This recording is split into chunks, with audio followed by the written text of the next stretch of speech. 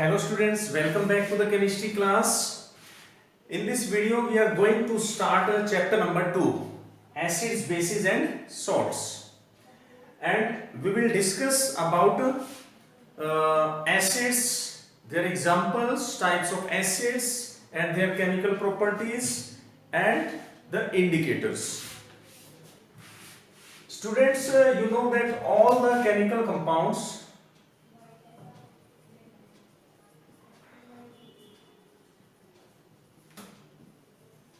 are classified into the acids, bases and salts. So first of all, let us talk about the acids. What are the acids? Acids are those substances which are sour in taste and that can changes blue litmus to red. Based on the source, we have classified the acids into further two categories, that is organic acids and second one is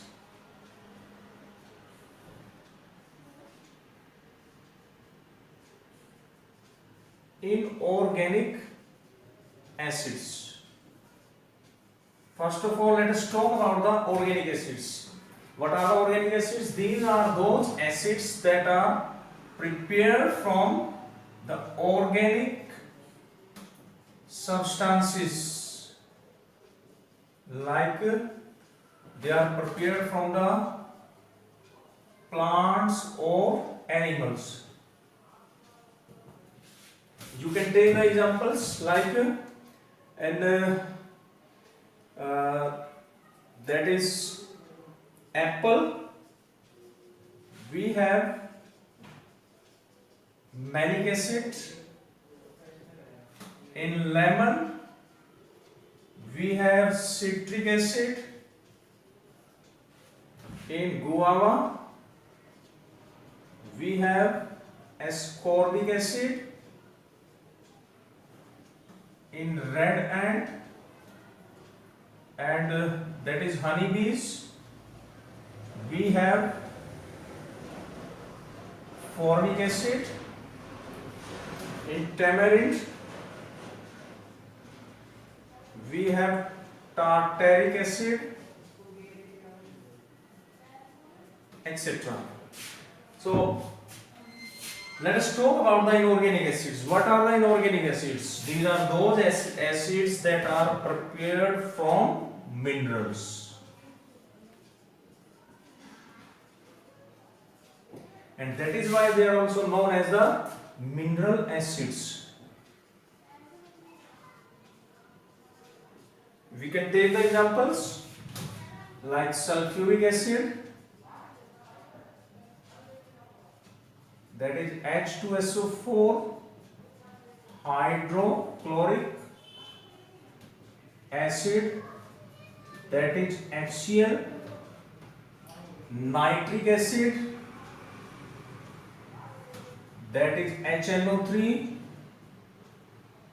and carbonic acid, that is H2CO3, phosphoric acid, that is H3PO4, etc. Let us talk about Arrhenius theory.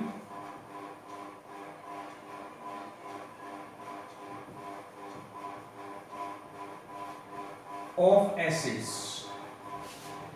According to Arrhenius theory of acids, acids are those substances that dissociates or ionize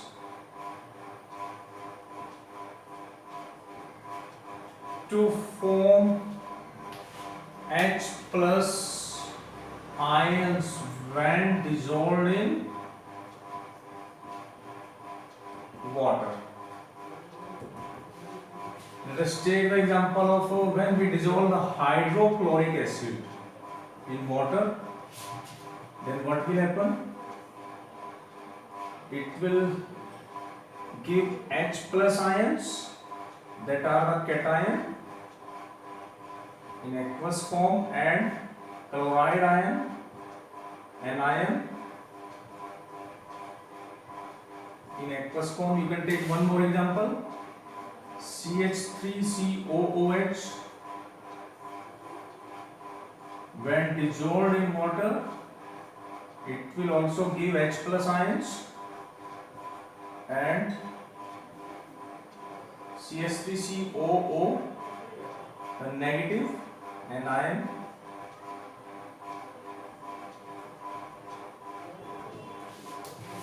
Okay. After that, let us talk about the indicators. What are the indicators? Indicators are those substances that changes their smell or color.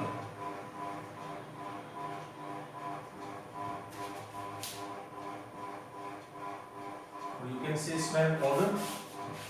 And indicators are further divided into the two categories. That first one is the visual indicators, and second one is the olfactory indicators.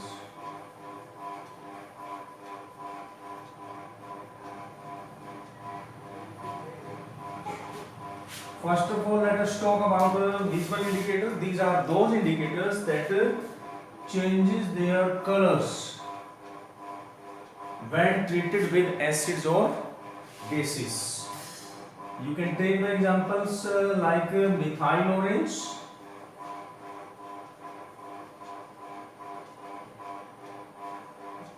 red cabbage juice,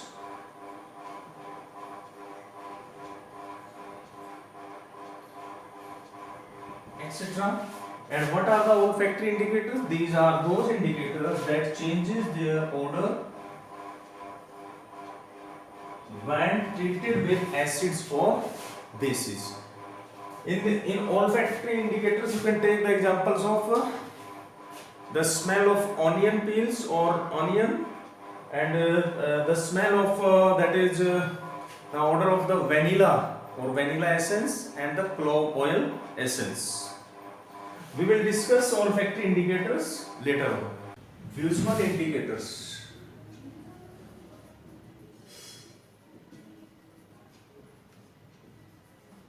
Visual indicators are further divided into two categories, that is natural indicator and synthetic indicator. What are the natural indicators? Natural indicators are those indicators that are extracted from nature.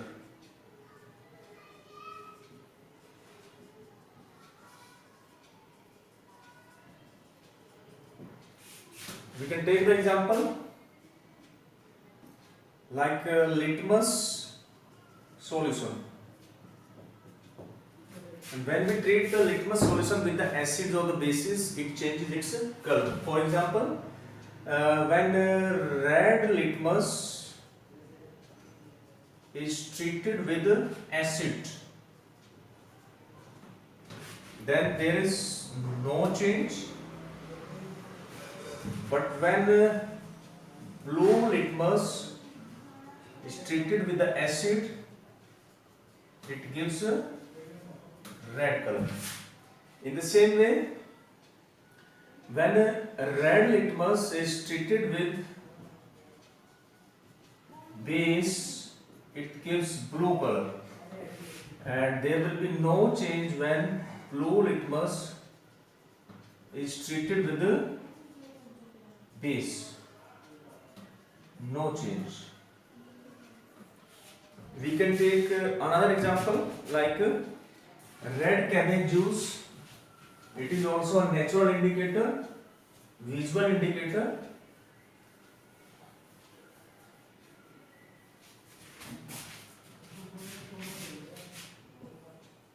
Red cabbage juice. Red cabbage juice is of a red color when it is treated with the acid. There is no change in the red color of the red cabbage juice, but when it is treated with the basis, the red color of the red cabbage juice changes to green. We can take third example, that is the turmeric juice.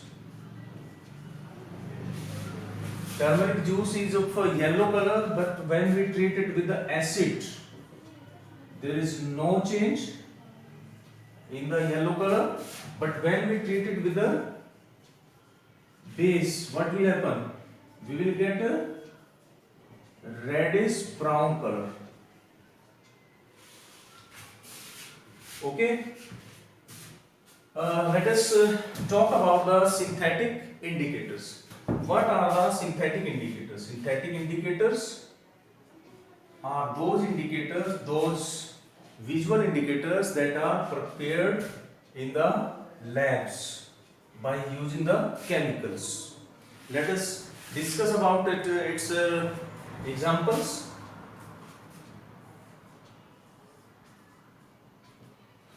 Methyl orange.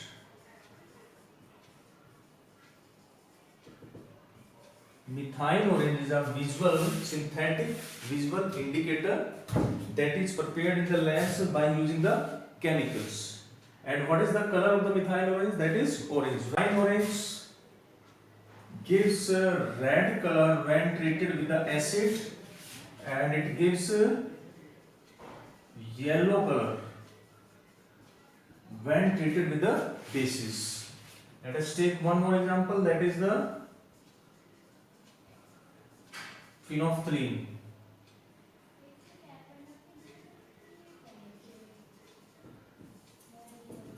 This is one more synthetic indicator which is prepared in the laboratory, and phenolphthalein when treated with the acid, it gives no change or no color, and but when it is treated with the bases, it gives pink color.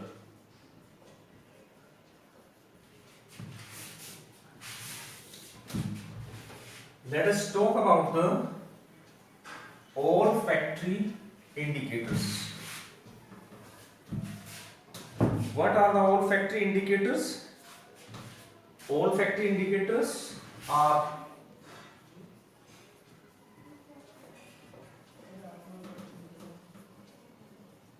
those indicators that changes their smell or odor when treated with the acids or bases. We can take the example like onion, smell of onion. In acids, there is no change in the smell of onion when onions are treated with the acids, no discharge of the smell. But when onion is treated with the bases, that means after treating with the base, there will be the discharge of the smell of the onion takes place.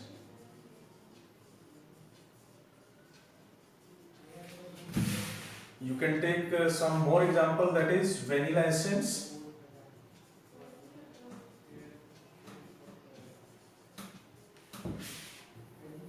When it is treated with acids, again there is no change in the smell, but when it is treated with the bases, it again discharges the smell of the vanilla essence. We have one more example, that is the smell of clove oil or clove oil essence. Again the same thing will happen.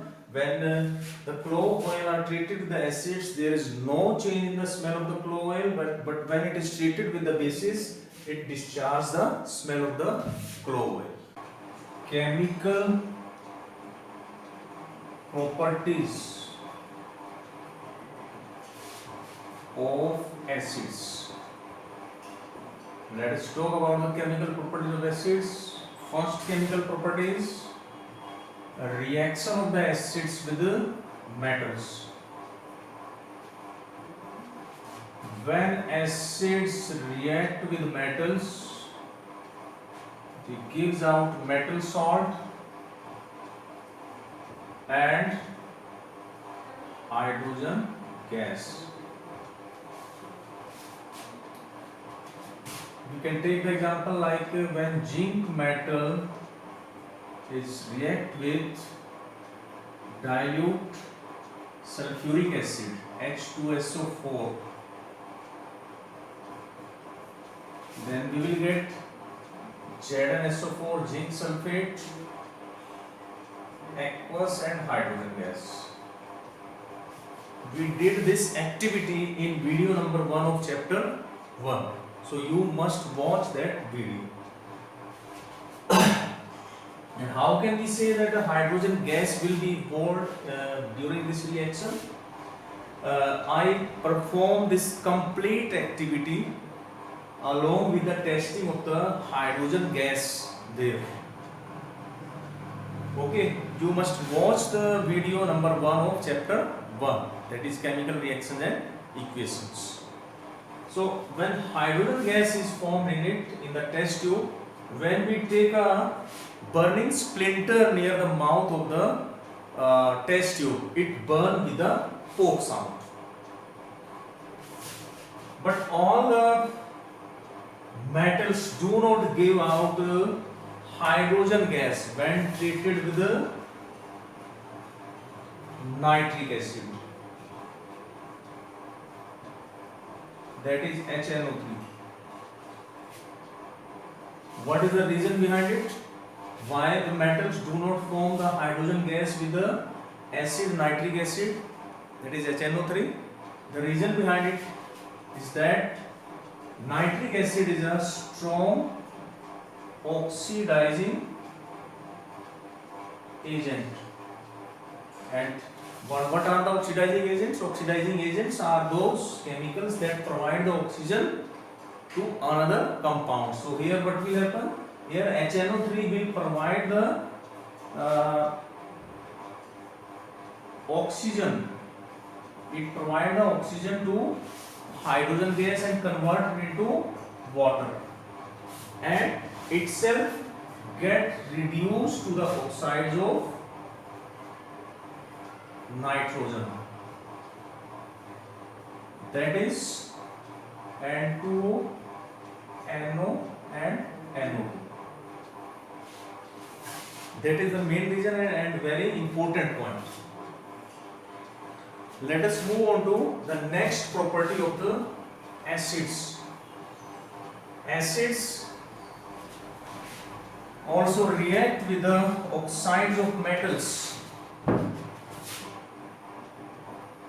Reaction with metal oxides. We can write the general reaction, that is acids plus metal oxide. It will give metal salt and water. Again, we can take the example of hydrochloric acid when taken in aqueous form, and when it reacts with the calcium oxide, then what will happen? It will give calcium chloride and water.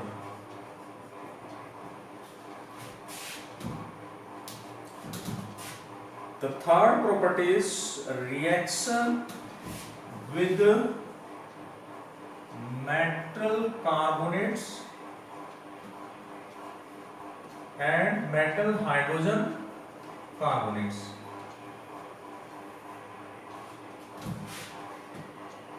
Here you can write the general reaction, that is acid plus metal carbonate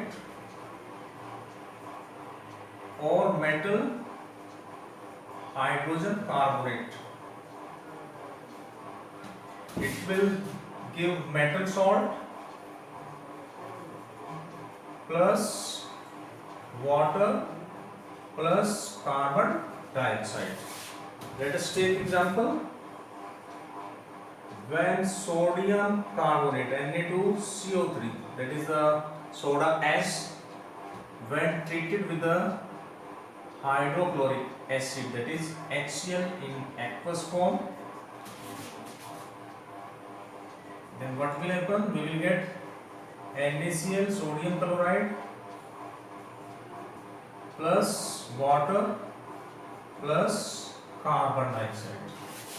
Again you can take the example of, this is the metal carbonate, you can take the example of metal hydrogen carbonate, NaHCO3, when treated with HCl, again we will get NaCl plus H2O and CO2. Now how can we say that carbon dioxide gas will be evolved? So here we can test the presence of carbon dioxide by using two methods. First method is by taking the burning splinter near the test tube in which carbon dioxide is formed. That burning splinter will burn off or extinguishes, because carbon dioxide does not support burning of anything. That is the first test. Second test, we can pass the carbon dioxide gas to lime water, and lime water get milky. If lime water will turns milky, then that means carbon dioxide is there. Carbon dioxide is formed there. So you can write the chemical reaction here. What is the formula of the lime water? That is CaOH twice in aqueous form. When carbon dioxide is passed through it, what will happen? Calcium carbonate, CaCO3 will be formed. That will be in solid form, and water will be formed. What is the reason of formation of a milky color? It is due to the formation of precipitates of limestone or calcium carbonate. What will happen if we pass the carbon dioxide gas through the lime water in excess? What will happen? Let us write the reaction. Both the reaction will takes place back to back. So when we pass the carbon dioxide through the lime water, the milkiness of the solution disappears due to the formation of calcium hydrogen carbonate. Let us write the chemical reaction. When we pass carbon dioxide through this product, CaCO3 plus H2O plus CO2 in excess, then what will happen? We will get CaHCO3 twice, that is soluble calcium hydrogen carbonate. What is the reason behind it? What is the reason behind the disappearance of the milky color? It is due to the formation of a soluble calcium hydrogen carbonate. Okay. Now, in the end, let us talk about the two types of acids, the strong acids and the weak acids.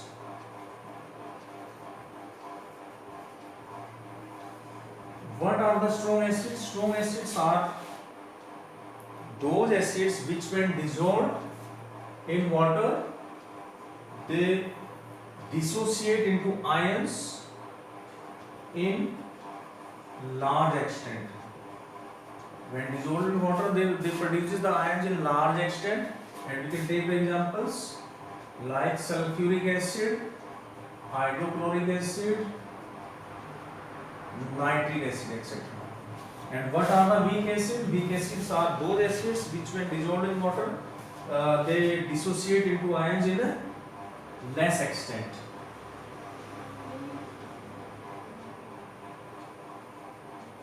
And you can take the examples like acetic acid CH3COOH, carbonic acid H2CO3, and phosphoric acid H3PO4, etc.